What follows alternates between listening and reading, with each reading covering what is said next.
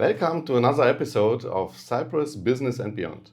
I'm really happy to have a special guest today. We met at as the last AI Cyprus Expo exhibition, and I have to pronounce the right name, Balázs Koltai. Very welcome to have you here. Thank you, Klaus, for having me, and I welcome also our viewers and listeners as well. He is an expert on helping companies from small size to really huge enterprise companies to have them really digital processes and nowadays to use AI in the right manner. And at the same time, you have really a strong view about the risk of AI and what comes maybe for the future to us. That's right. That is right. I work with a lot of leaders today.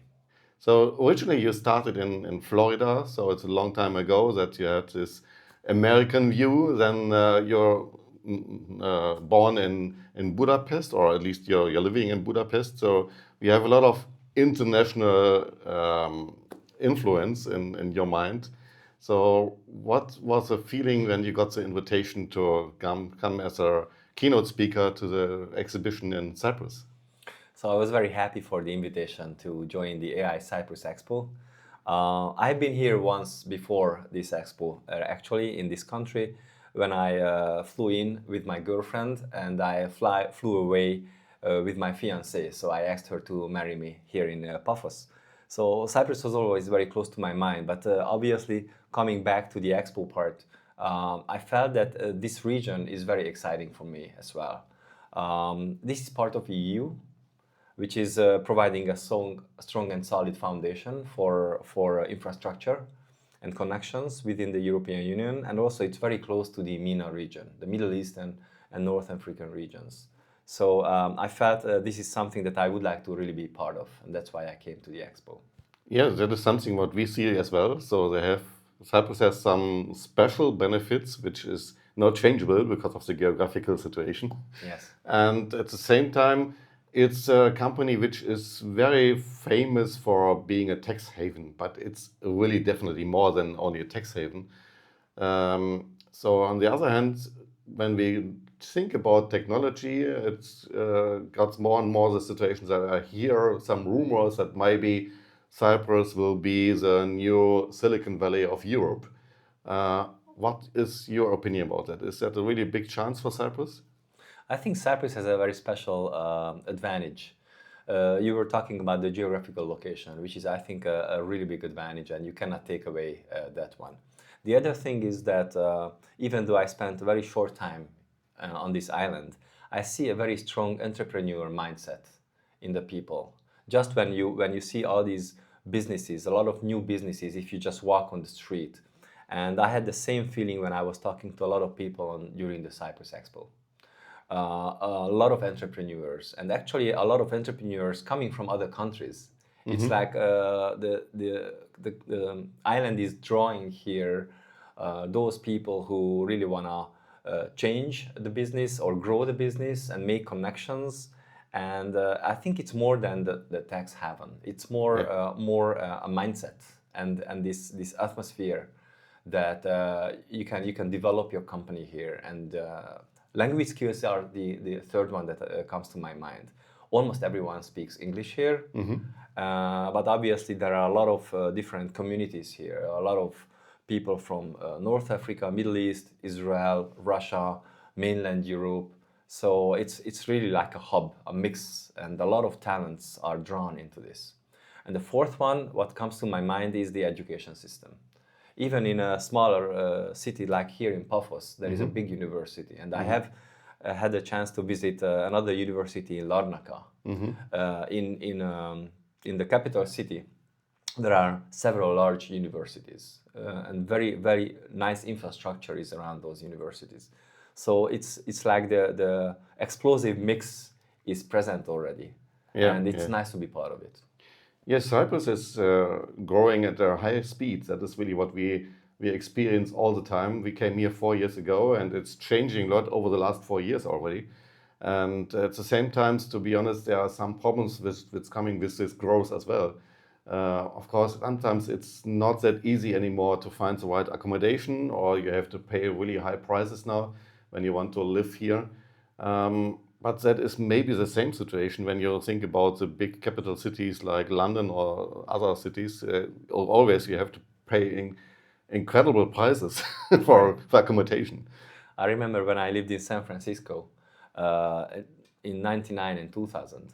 I was working for Accenture at that time as a consultant, and there were huge prices we had to pay for very simple accommodations. I think it's not that bad right now here, but definitely I have a similar impression that if you want to make it, if you want to develop, this is one of the best places right now to be within the European Union because it's in the beginning of the curve right now. So this is the best time to join this curve and grow with it.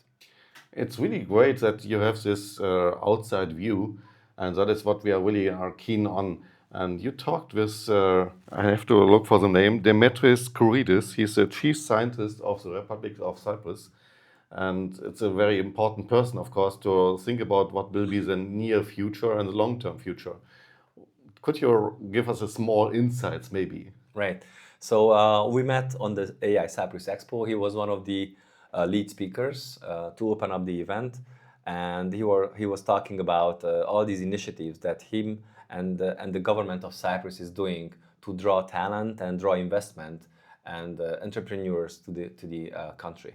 So I had a chance to visit him just this week on Monday in his office, and he showed me all these great connections he's building with tech hubs around the world, such as Singapore, the United States, Silicon Valley, India, exchange programs, and building joint ventures. I think it's very important for this country. And also he actually showed me the AI tool he's using in his everyday work to prepare for the presentations, the speeches, to create content. So I think he's also practicing what he's preaching, which was actually very nice to see. That is really very great to see that it's not a company or not company. It's not an island which is always thinking about the heritage. It's really thinking forward to make it happen that everyone is attracted to be here, which want to be on the same playing field. That is very interesting. And of course, it's still the situation that hospitality is very important for Cyprus. It's an important part of the GDP. But maybe that will change in future more and more to new technologies. We don't know. Yes, and actually, hospitality industry, hotels, restaurants are also using AI more and more. So I think it's all coming together. I've got clients in this field actually who are using it for basically optimizing the business back office processes on marketing or management, decision making. So I think AI is going to be also helping these industries here in Cyprus. Yeah. So coming back to this AI Cyprus Expo, you were a keynote speaker and you were a moderator. So you got a lot of insights from all the other exhibitors. Was it something which was really great for you, or did you have the feeling in comparing to other countries that it's a little bit behind, or is it maybe even the opposite? So I think the composition of the speakers were a bit different from what I usually see in some other conferences. A lot of entrepreneurs, much more than in some other conferences I see. A bit fewer large names and large companies. I was happy to have IBM on stage and one of the IBM partners who is implementing great solutions.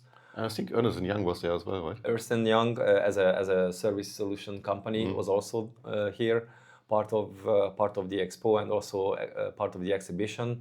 But I haven't seen some other big names, but these were actually replaced by a lot of entrepreneurs who are developing services and products that are really, really helping their clients in the AI field. I was really very happy to see that AI is not only in the office.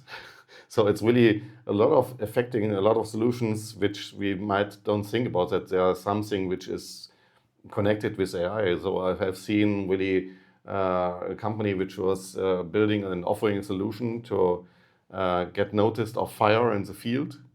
And usually you don't know there's somebody sitting in in a office and looking with some glasses, is there something with smoke?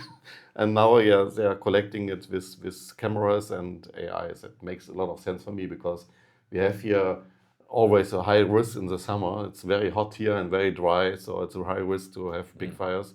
We had one of the biggest fires last year in Cyprus, the biggest fire Yes, for a long I've heard time. that. Now they have at least there is a solution available. That now it's still the problem to sell it and to implement it because everything is not for free, of course. So yeah, I think there are a lot of nice ideas when you come to this kind of exhibitions. The questions for me is, what is the chance for them to get the right clients? What is the chance to bring it really in the field? And then it comes back from the other side. When you are running a company or you're a CEO or a COO in a big company, in an enterprise company, what is currently the main obstacle what you're in when you're trying to really make the processes more digitalized and using AI?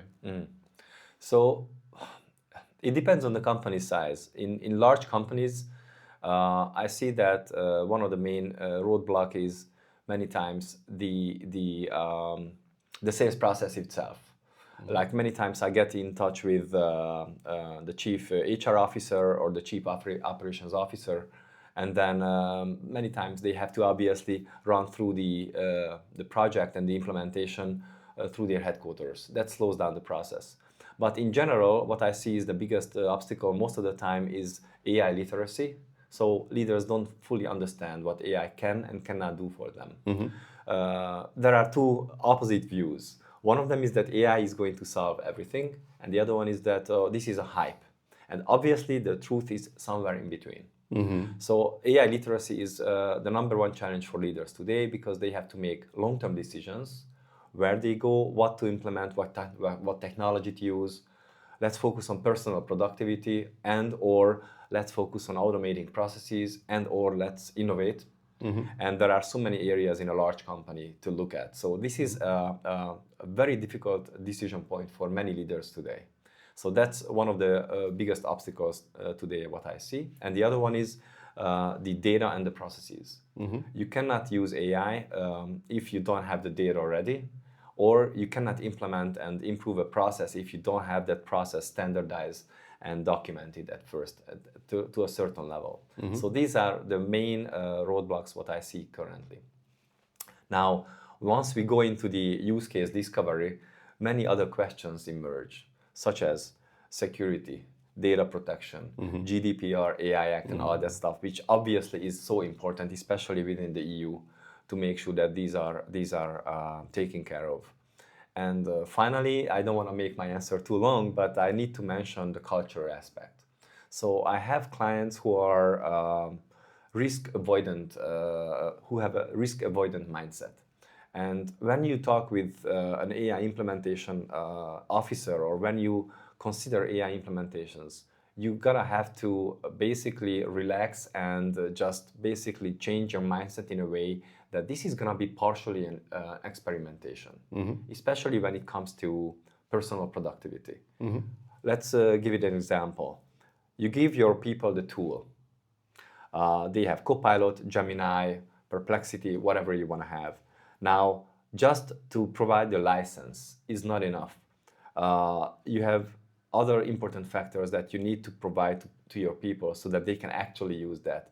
And one of the most important things is to give them the space to experiment with the tool so that the tool grows on them. They get some success stories. They also have some failures, and they learn by doing how they can use these tools in their everyday work. I think it's a big challenge now to get everything in the same time in place. So AI is developing in crazy speed. So every day it gets new solutions. The language models are increasing all the time. And on the other hand, we have really this big important part, which is GDPR, especially in Europe. And for me, it's always a little bit a question. When you look inside Europe, are the different countries acting the same, or do they handle this GDPR challenges on different ways? Especially when I think about Germany, where we came from, I know really companies which are developing software, but they don't allow their employees to use AI accounts. It's because they are afraid of maybe they're losing some knowledge to the cloud, or maybe they don't want to have problems with GDPR, maybe both. But that could be a high risk, in my point of view, that they are falling behind. What do you think about that? I think I meet a lot of clients when we start to talk, and they have the same concern. How can I trust the cloud? How can I trust a third-party company to have all my data? And this is a valid concern. But I usually ask them, hey, so what do you use for your email correspondence right now? What email system do you use? And then typically larger clients say Microsoft. Some other companies, many times, they answer Google Workspace. So my next question is, okay, so where do you think is your email, your calendar data, or your attachments? Where are your contacts stored? And the answer is obviously they are in the cloud today. So once we trust, let's suppose, let me stay in these two examples.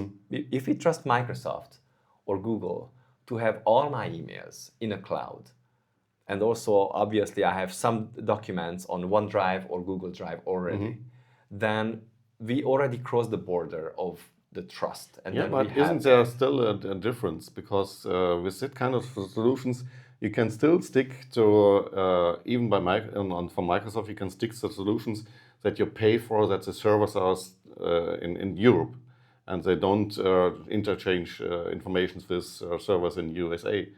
But when you're using ChatGPT, Claude, and all this kind of stuff, in the standard models, in the standard plans, it's always that it's used for training the language models itself. Right. Yes, okay, so let's go back to this one.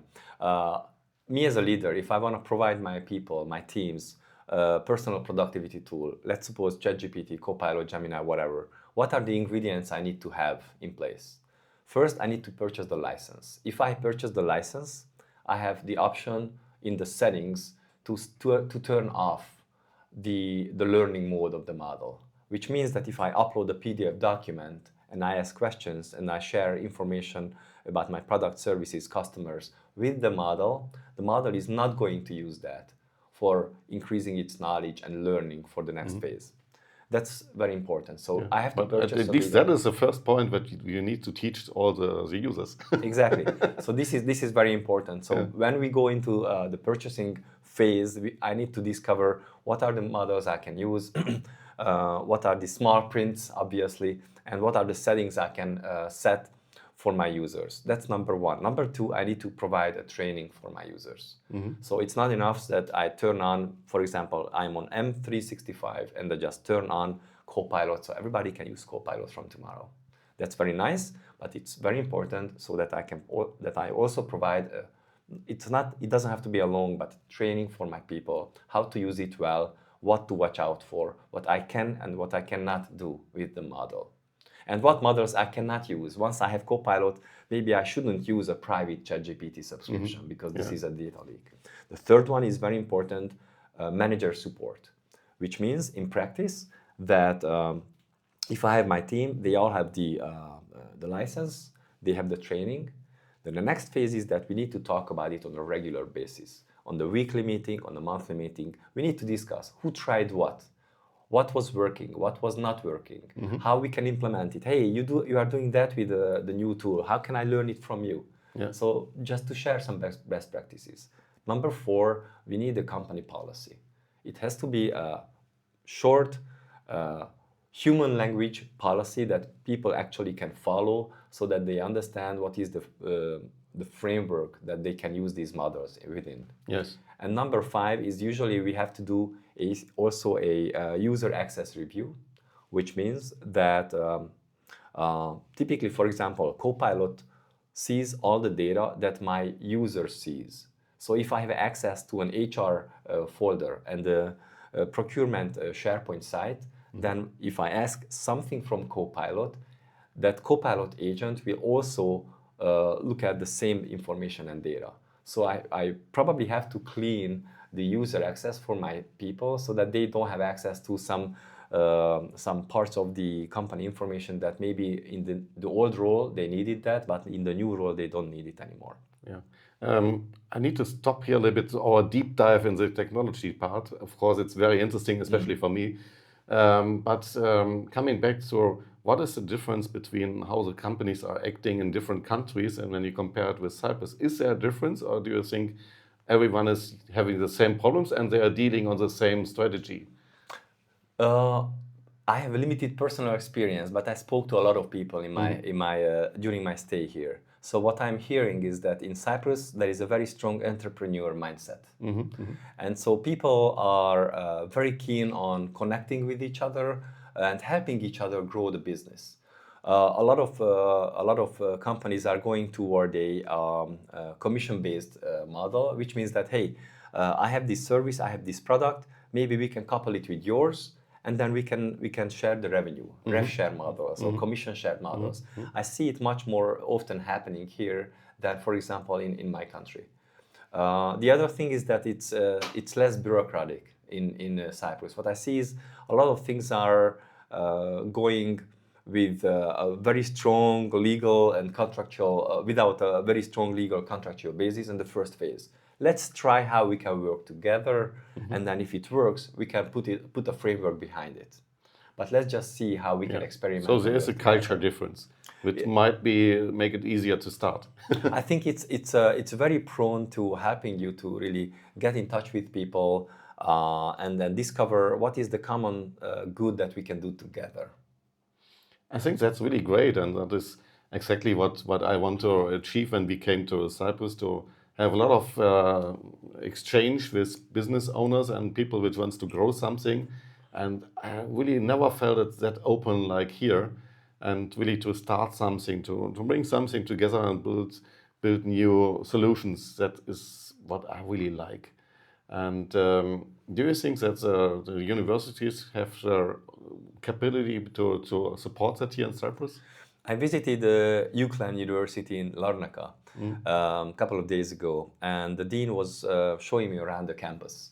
And what I saw was that even though it's obviously a high-class university, nice rank within the university ranking system, and also having graduate and postgraduate programs, they are still very hands-on, which was very nice to see how much they value the practical knowledge, not only the theory, but the practical knowledge. And this is, I think, a right positioning now for a university, because things are changing so fast, and once somebody leaves the university, that knowledge can become obsolete quite fast. So universities need to focus on providing practical skills that from the day first, when the students get employment somewhere, they can use that knowledge. And I think it's a right approach. You mentioned in the beginning, Cyprus has a special benefit, advantage here, because we are really the very east of Europe. So we have a close connection to the eastern parts of the world. And of course, a lot of Russian people here as well. They bring in a lot of knowledge. And we are close to Africa. We are close more or less to the whole world now. Do you think that it's something where companies will try to leave the more regulated Europe to be more speed up the process, to be in work with clients in international parts where you don't have that much regulation? I'm not too familiar with the regulationary framework here in Cyprus, but I understand that it's a European regulation. But yes, but for example, the people I spoke to, when they go internationally, they like to use the Cypriot company. And they use the Cypriot company to bill clients abroad, for example, because not only because of the tax considerations, but also the bureaucracy. My impression is seem to be working very well for them. So this is a good base to basically establish the company, make connections fast, and get your business running from the first. So it's a good place to start and look if it's working with Europe, and at the same time looking internationally outside of Europe. Yes. And maybe combine it with other subsidiaries there. I have a friend who has a company here, and she specifically told me that I'm using my Cypriot company to bill my foreign clients. And I'm sure that he looked around what is the best option for her, and this is what she chose. That's really great. One of your main topics was in the speech on the fair. What are the risks of AI? What do you think? What is the main risk? What could affect Europe? The main risk, Yes, what can of affect? AI. So Europe is in a difficult position when we consider AI because obviously the AI race is now happening between the United States and China. No question about that. So the European Union is left behind. And I give you an example. I saw statistics when there is a startup in the European Union starting here somewhere in one of the countries. After a certain size and customer numbers, American entrepreneurs bring them to the United States, and then they do it in a much larger market. In America, the venture capital flows much more freely and much faster to startup companies than here in Europe. It's, I think, a cultural thing. In America, people are much more willing to risk their own venture capitals to startup companies, and they accept the risk that if I invest into 10 different startup companies, maybe 9 will go belly up one day. But if the 10th one makes a success, then actually I am much better off than I started off with. And this is the mindset that I'm a little bit missing here in the European Union. Obviously, there are exceptions, and there are a lot of forums and people and startup companies and venture capital organizations here in Europe too, but it's not to that size and frequency as I see it, for example, in the United States. So that's one of the big drawbacks of or challenges we have in Europe. But maybe this is also, if you are an entrepreneur, one of your advantages, that you have maybe less competition here, and then you can make your name out there much faster. So if you would compare, well, there's a good place to found a new company and to start this kind of business. Obviously, you mentioned it might be a good place in USA, might be a good place if you are Chinese people in China, or maybe in the Asian market. But in Europe, you think Cyprus is a very interesting point? I think it is. I can mention another country, Estonia, which is also very popular for entrepreneurs because of the online facilities that the government supports to create your company. And I think Cyprus is also very much so. And it also depends on what is the lifestyle you want to live. So Cyprus doesn't only bring that very supportive business climate to you, but it also brings you a different kind of lifestyle that you can live in most of. We have this Mediterranean lifestyle. Exactly. A lot of sun that is affecting the body and everything, of course. And I think it's a big difference in compared with maybe Estonia. Exactly, different climate for sure. And then I think also it's very important to consider the vicinity of Northern Africa and Middle East. What you mentioned at the beginning of our podcast today, that if you have aspiration to go into some of these countries and make connections, then this is probably the best springboard for you.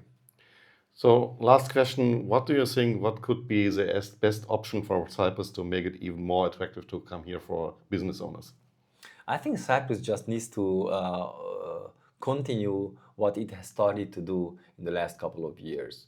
Make it very easy for companies to be created. The infrastructure is improving. We were just talking off recording before how internet is improving in Cyprus, which is obviously one of the must-haves if you want to have a new company. And so just to continue on this road, improve the infrastructure, provide forums and conferences, that what we just had obviously last week with the AI Cyprus Expo. And I think it's going to put it on the map even stronger for young entrepreneurs. So great. It was really perfect to have you here today, to have the view from an outside and to really have some small deep dives today. And if you are interested in knowing what is beyond Cyprus, what is business like in Cyprus, then keep in touch and subscribe to this channel.